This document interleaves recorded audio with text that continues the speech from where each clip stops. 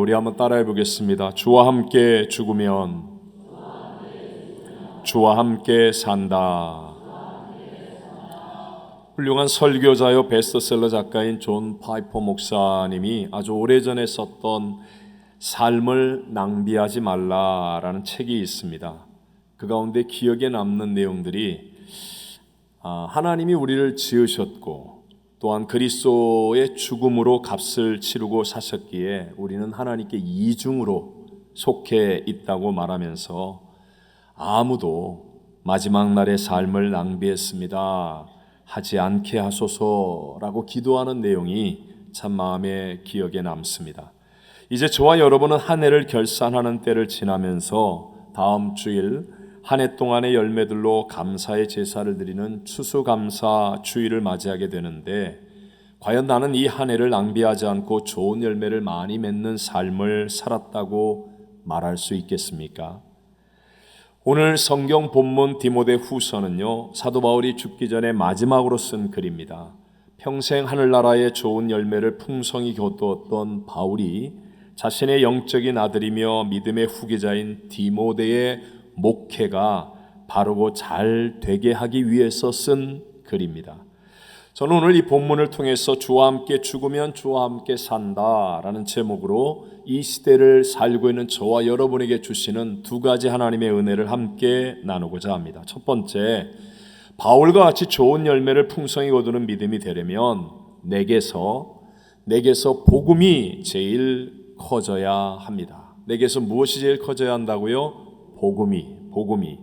우리가 아는 것처럼 바울은 하나님 나라의 회방자였고 포행자였고 핍박자였었던 과거를 가지고 있었습니다. 그런데도 불구하고 그가 좋은 열매를 풍성히 거둘 수 있었던 것은 바울에게서 하나님의 부분이 가장 커졌고 많아졌기 때문이었습니다. 로마서 1장 1절을 함께 읽어봅니다. 예수 그리스도의 종 바울은 사도로 부르심을 받아 하나님의 복음을 위하여 택정함을 입었으니. 자, 그가 다시 거듭난 다음에 하나님의 무엇을 위해 택정함을 입었다고요? 복음을 위하여 하나님께 택정함을 입었다고 고백합니다. 그래서 바울은 이 복음을 전하기 위해서 자신의 모든 것을 내려놓을 만큼 복음이 커졌습니다. 아니, 복음으로 말미암아 죄인과 같이 매이는 데까지 고난받는 것도 두려워하지는 않을 만큼 복음이 그에게 가장 중요한 부분이 되어졌습니다. 오늘 본문 8절과 9절을 다 같이 읽어보겠습니다. 내가 전한 복음대로 다윗의 씨로 죽은 자 가운데서 다시 살아나신 예수 그리스도를 기억하라. 복음으로 말미암아 내가 죄인과 같이 매이는 데까지 고난을 받았으나 하나님의 말씀은 매이지 아니하니라. 아멘. 결국 바울의 삶에 있어서 이 복음이 제일 큰 부분이 됨으로 말미암아, 즉 바울의 삶에는 하나님의 부분이 많아짐으로 말미암아 놀라운 인생, 풍성하게 열매를 맺는 삶을 살게 되었다는 것입니다. 여러분, 복음이 무엇입니까? 죄인인 나를 구원하기 위해서 예수님이 십자가에서 우리의 죄값 사망을 대신 지불하기 위해 죽으셨고, 그리고 사망 권세를 이기고 부활 승리하신 것이 바로 복음입니다. 그러니까 복음을 믿는다는 것은 죄된 나의 옛사람이 십자가에서 예수님과 함께 죽었다는 것이고, 그리고 부활의 주님께서 내 안에 새로운 주인으로 들어와 사신 것임을 우리가 인정하는 것입니다. 즉 복음이 내 안에서 커진다고 하는 것은 부활의 예수 그리스도로 말미암아 하나님의 부분이 내 안에 많아진다는 것을 의미하는 것이겠죠. 우리가 알고 있는 대로 성경에 나와 있는 좋은 열매를 풍성히 맺었던 모든 사람들의 공통점을 말하라고 한다면 그것은 그들이 남보다 뛰어나거나 학문과 배경이나 모든 것이 좋은 조건이었거나 아니면 열심히 특심인 사람들만이 있었던 것이 아니라 그들의 성격, 환경, 조건은 다 달랐는데, 아니 우리보다 더 어렵고 힘들었는데 문제는 그들과 함께했던 하나님의 능력으로, 즉 그들 안에 하나님의 부분이 많아져 있었기 때문에 하나님의 역사하심으로 풍성하게 열매를 맺게 되었다라고 성경은 말씀하고 있습니다. 제가 이해할 수 있도록 몇 분을 말한다면 우리가 잘 아는 분, 첫 번째 모세를 한 번만 생각해 보십시오. 그는 누구보다도 특별해 보이는 바로왕의 왕자였습니다. 남들보다 뛰어난 능력과 힘과 지혜를 가졌습니다. 그것으로 이스라엘을 구원하기 위해 애굽 병사를 때려 죽었다가 결국은 자기가 해결할 수 없는 문제를 만나게 되어서 도망을 쳐야만 했습니다. 그렇게 도피자로 무려 40년 동안 광야에서 짐승들과 함께 지내던 중에 호렙산 가시떨기 불꽃 가운데 임재하신 하나님을 만납니다. 그때의 나이가 80, 쉽게 말하면 육체적으로 힘도 없고 가진 것도 없고 사용할 수 있는 권력과 빽도 없는 그런 위치에 있었음에도 불구하고 자기에게 임재한 하나님을 의지합니다. 하나님의 부분으로 꽉 채워집니다.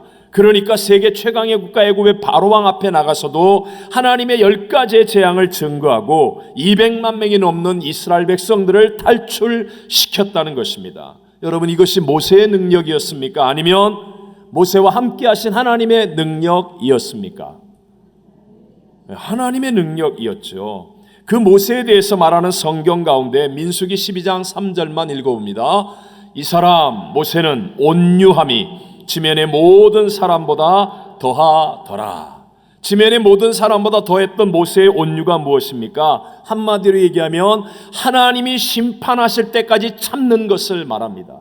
이전에는 자기의 힘, 자기의 능력을 믿고 애굽 병사를 쳐 죽였던 모세였는데 미리암과 아론이 막 대드는데도 불구하고 그 모든 것을 참고 하나님이 심판하실 때까지 자기가 나서서 화를 내지 않고 기다리는 것을 온유라고 말하는 것입니다.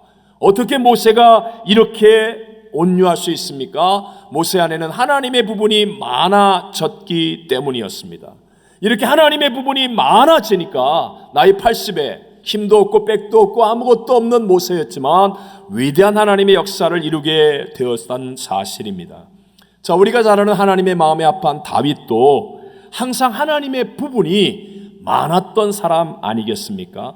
우리가 잘 아는 다윗이 광야에서 사울 왕에게 쫓겨다니며 죽도록 고생할 때 한 번은 사울 왕을 죽일 수 있는 절호의 기회가 왔습니다.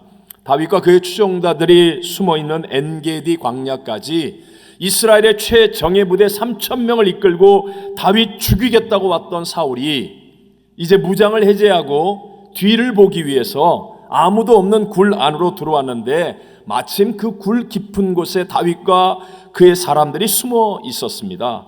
모두가 다 사울 왕을 죽일 절호의 기회, 하나님이 주신 찬스라고 했지만 그러나 다윗은 그렇게 생각하지 않고 사울의 겉옷자락만을 가만히 베었습니다. 그리고 난 다음 이렇게 말합니다. 사무엘상 24장 5절과 6절입니다. 그리한 후에 사울의 옷자락 뱀으로 말미암아 다윗의 마음이 찔려 자기 사람들에게 이르되 내가 손을 들어 여호와의 기름 부음을 받은 내 주를 치는 것은 여호와께서 금하시는 것이니 그는 여호와의 기름 부음을 받은 자가 됨이니라 하고. 보십시오. 다윗에게는 지금 자기를 괴롭히는 사울보다도 하나님이 기름 부은 사울 하면서 하나님의 부분이 꽉 들어차 있다는 것입니다. 왜 사울을 죽이지 않습니까?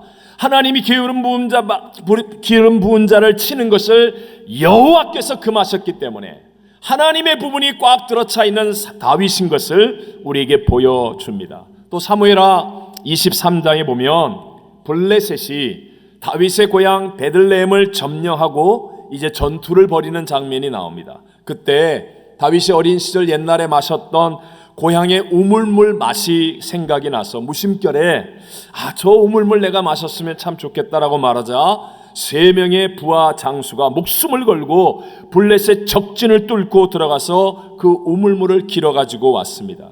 그때 다윗이 어떻게 했습니까? 사무엘하 23장 15절과 16절을 읽어봅니다. 다윗이 소원하여 이르되 베들레헴 성문 곁 우물물을 누가 내게 마시게 할까 하매 세 용사가 블레셋 사람의 진영을 돌파하고 지나가서 베들레헴 성문 곁 우물물을 길어가지고 다윗에게로 왔으나 다윗이 마시기를 기뻐하지 아니하고 그 물을 여호와께 부어 드리며. 아멘. 다윗은요 부하장수가 목숨을 걸고 길어온 그 피값으로 얻은 귀한 물을 자기가 마시지 않고 누구에게 부어드렸다? 여호와께 부어드렸다라고 말씀합니다. 다윗은 언제나 자기보다도 하나님이 더 중요합니다. 하나님의 부분이 그 안에 많이 꽉 들어차 있는 사람이었음을 우리에게 보여주는 것입니다. 우리는 흔히 위대한 다니엘에 대해서 말할 때 다니엘과 세 친구들이 뛰어난 대단한 사람이라고 생각합니다. 물론 결과적으로는 그렇지만 그렇게 된 이유는 다니엘에게 있는 능력이 아니라 다니엘과 함께하는 하나님의 은혜라는 것을 기억해야 됩니다. 다니엘은 어린 나이에 패망한 나라에서 포로로 끌려와 힘없는 우리와 같이 약한 자의 삶을 살았습니다. 그러나 다니엘은요, 그의 내면을 하나님의 부분으로 채운 겁니다. 왕의 음식이 우상의 제물이었기에 하나님의 말씀대로 먹기를 거절할 정도로 그의 내면을 하나님의 부분으로 가득 채웠더니, 그랬더니 연약한 다니엘이지만 하나님의 은혜가 임하여서 놀라운 역사를 이루는 하나님의 사람이 된 줄로 믿습니다. 우리 예수님이 뽑았던 12 제자들을 한번 생각해 보십시오. 오늘날 TV 프로그램 같은 데 나오는 오디션 보는 그런 방법으로 뽑았다고 한다면 아마 12명 가운데 단 한 명도 예수님 제자가 되지 못했을 것 같은 그런 사람입니다. 대표적으로 수제자라고 말하는 베드로, 학문이 없는 어부 출신으로 아무 때나 나서기를 좋아해서 실수도 많이 하고 심지어는 주님께 심한 책망을 받기도 했었습니다. 기도하라고 그러면 잠들었고, 참으라고 하면 칼 빼들고 설쳤고, 무리를 걸으라고 하시는데도 바람과 파도를 보고 물에 빠져들었던 사람이 베드로였었습니다. 무엇보다도 제가 참 이해하지 못하는 것은 베드로는 갈릴리 바닷가에서 직업이 뭐였어요? 어부였었습니다. 근데 어부가 수영을 못하는 거예요. 나 이걸 보면서 베드로는 기본기가 안 돼 있는 사람인가 보다, 이런 상상을 하기도 했습니다. 그런데 문제는 그 베드로가 초대교회의 위대한 사도가 되었습니다. 한 번에 3,000명, 5,000명을 주님께 돌아오게 만드는 위대한 설교자가 되었고요. 평생 안전뱅이로 구걸하는 사람을 예수의 이름으로 일으켜 세우는 능력자요 은사의 사용자가 되었습니다. 베드로가 대단한 사람이라서가 아니라 성령으로 충만해진 베드로에게 복음, 즉 하나님의 부분이 많아졌기 때문에 일어난 일인 줄로 믿습니다. 자, 오늘 본문에 나오는 디모데는요, 일단 아버지가 헬라인이고 어머니가 유대인, 그러니까 혼혈아였다는 거죠. 그래서 바울은 교회에서 시험 드는 사람이 생겨서 그에게 할례를 베풀어야 할 정도였었습니다. 디모데의 육체는 종합병원과 같이 약했습니다. 디모데전서 5장 23절에서 바울은 그의 위장병과 다른 병들 때문에 포도주를 조금씩 약으로 쓰라고 말하기도 했습니다. 이 핑계대고 포도주 잡수시는 분들, 위장병과 여러 약한 병이 생길 가능성이 많습니다. 주여. 어쨌든 그의 마음도 소심증, 두려워하는 마음이 커서 두려워하지 말라라고 바울이 충고와 권면도 해줘야 했습니다. 나이도 너무 어려서 목회에 지장이 있을 정도였었습니다. 하지만 이런 많은 약점들이 있었음에도 불구하고 이것을 뛰어넘게 하는 것이 복음의 능력이었습니다. 디모데에게 하나님의 부분이 많아지니까 그가 바로 위대한 바울의 뒤를 잇는 믿음의 계승자요, 믿음의 영적 아들로 하나님의 사람이 되어 우뚝 서게 되더라라는 것입니다.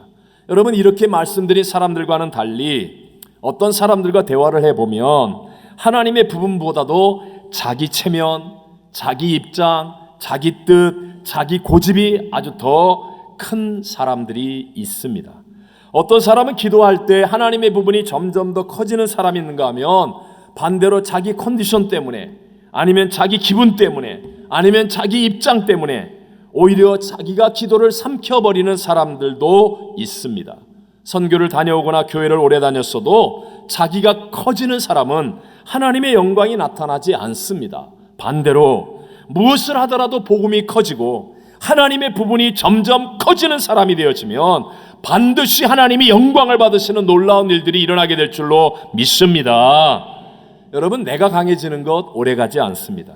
돈도 권력도 명예도 건강도 젊음도 결코 영원하지 않습니다. 오직 하나님 한 분만이 영원하신 분임을 믿으시기 바랍니다.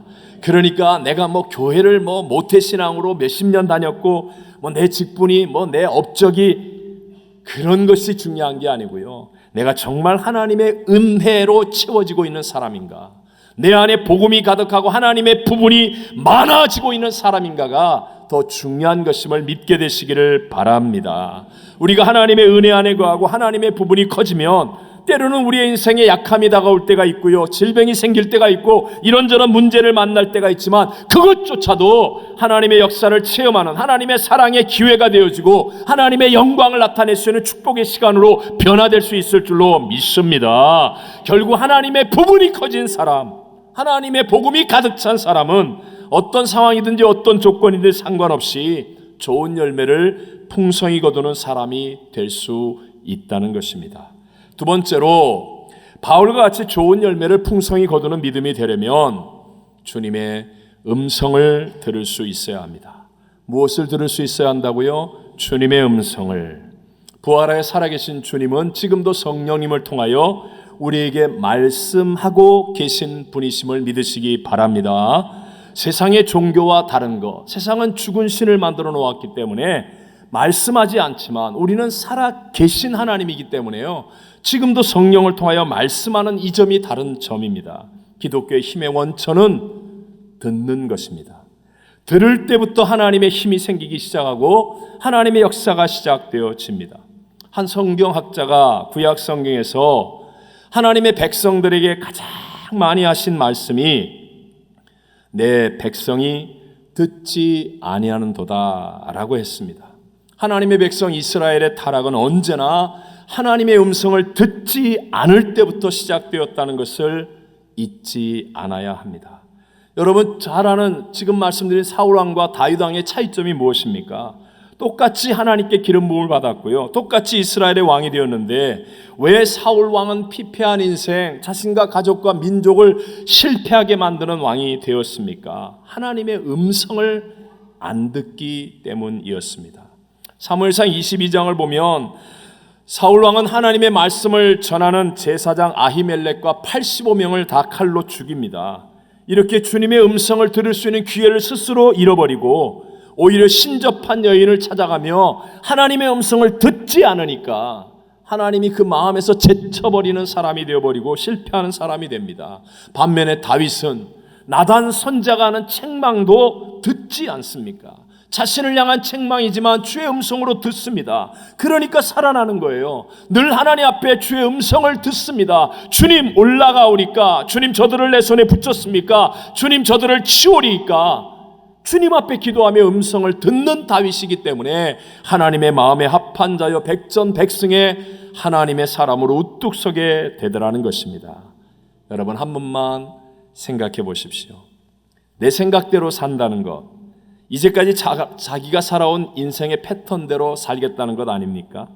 그런데 여러분 한 번만 생각해 보십시오. 정말 우리가 이제까지 살아온 인생 돌아보면서 후회함이 없이 잘 살았다고 생각하십니까? 정직하게 말해서 우리가 내 생각대로 살면서 그 정도 어려움을 겪었으면 이제는 끝을 내고 더 나은 삶을 우리가 살아야 되고 우리의 자손들에게 더 위대한 인생의 길을 열어주어야 하지 않습니까?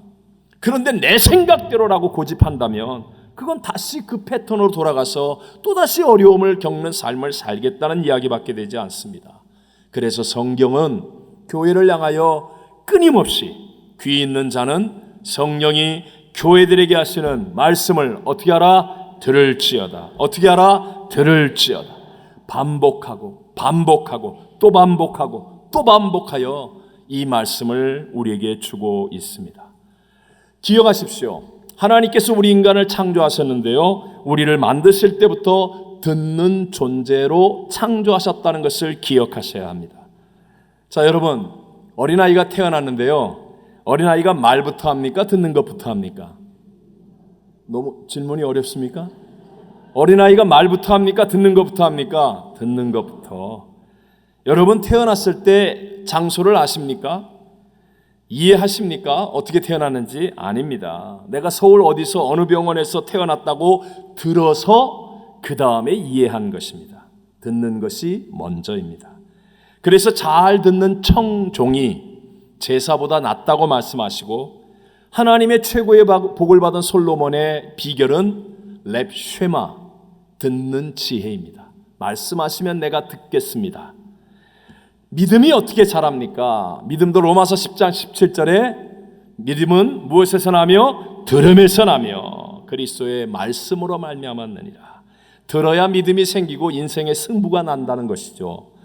여러분, 목자이신 예수님께서 목자와 양의 관계를 설명합니다. 우리에게 양이 되라 양이 되라 하면서 본인이 선한 목자라 말씀하십니다. 그 선한 목자와 우리 양과의 관계는 무엇으로 이루어집니까? 들음으로.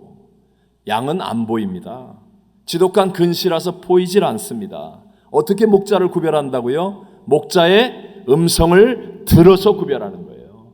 듣는 사람이 이기게 되어 있습니다. 네.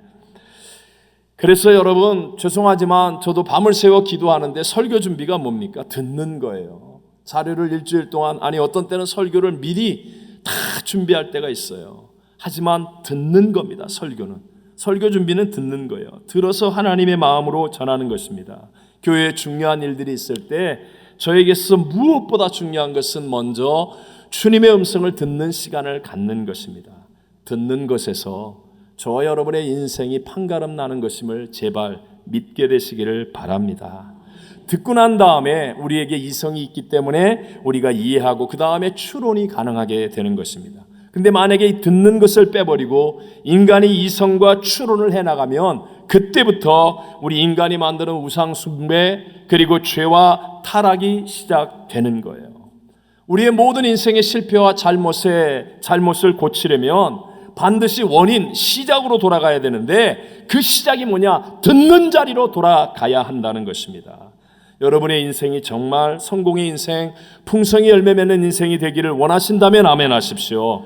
그러면 여러분 먼저 듣는 것으로부터 시작하게 되시기를 바랍니다. 내가 하고 싶은 말을 하는 쪽이 아니라 하나님의 음성을 듣고 순종하는 쪽이 되어지면 반드시 하나님이 책임지시고 승리하고 열매를 풍성히 맺는 삶이 되어질 줄로 믿습니다. 자, 잘 듣기 위해서요, 특별히 주님의 음성을 듣기 위해서 두 가지 팁을 드리겠습니다. 첫 번째, 주님의 음성을 듣기 위해서는요, 먼저 뭐가 빠져야 돼요? 내 힘이 빠져야 됩니다. 내 힘이. 탕자가 아버지한테 고집을 피워서 그 유산을 잔뜩 가지고 힘이 들어가 있을 때에는 아버지의 음성이 들릴까요? 안 들릴까요? 안 들립니다. 그런데 먼 이웃 나라로 가서 허랑방탕하다가 다 탕진하고 다 잃어버리고 돼지가 먹는 쥐염남의 열무조차도 배불리 먹을 수 없을 만큼 힘이 다 빠지고 나니까 그때는 아버지의 음성이 들려지기 시작하는 것입니다.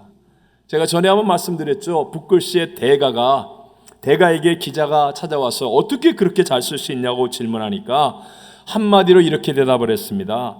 힘 빼고 쓰면 됩니다. 그러니까 기자가 또 묻는 거예요. 그럼 나도 힘을 빼면 쓸 수 있습니까? 그러자 그 대가가 지그시 눈을 감으면서 하는 말이 나는 힘 빼는 데만 평생 걸렸습니다. 그러더라는 거예요. 여러분 혹시 골프든지 무슨 운동을 하시든지 잘하려면 뭘 빼야 돼요? 힘 빼야 되는 거 아닙니까? 사실 그거 하는데 평생 걸리는 거 아니에요? 가만히 있어서 힘이 빠지는 게 아니라 열심히 연습을 할 때 오히려 힘이 빠지는 겁니다. 아무것도 해보지 않은 사람은요, 지금 내 힘이 빠진 것이 아니고요, 내 힘이 들어가 있는지도 모르는 거예요. 그래서 내 힘이 빠지려면 어떻게 해야 됩니까? 하나님 앞에서 내 힘이 빠지려면 열심히 말씀을 순종해 봐야 됩니다. 그러면 이게 내 힘 들어가서 이렇게 되는 게 아니구나.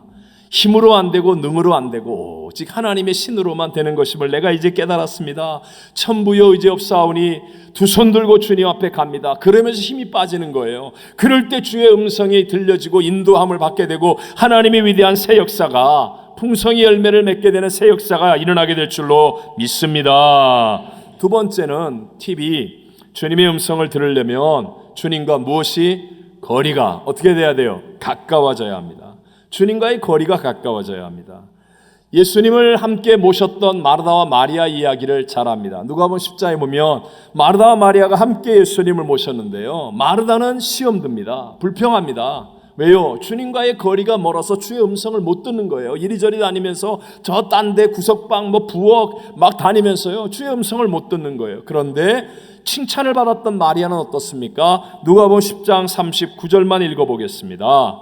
그에게 마리아라는 동생이 있어 주의 발치에 앉아 그의 말씀을 듣더니. 아멘. 주의 발치가 먼 곳이에 가까운 곳이에요. 바로 여기 가까운 곳이에요. 그래서 내가 요 앞에 앉는 사람은 걱정을 안 해. 주로 뒤쪽을 쳐다보는 거예요. 뒤쪽을. 발치에 앉아서 가까이 앉으니까 주의 음성이 잘 들리는 겁니다. 시험 안 들어요. 칭찬 듣습니다. 억가평을 깨어뜨립니다. 위대한 여인이 되어지더라 하는 것입니다. 예수님의 제자들 가운데 예수님을 가장 닮은 제자를 사도 요한이라고 보통 얘기하지요. 사실 고등학교 학생 정도로 예수님께 부름을 받은 어린 나이에 부름을 받았습니다. 그런데도 불구하고 어떻게 그렇게 훌륭한 사도가 되고 제자가 됩니까? 그 이유는 늘 주님과 거리가 가까웠기 때문에.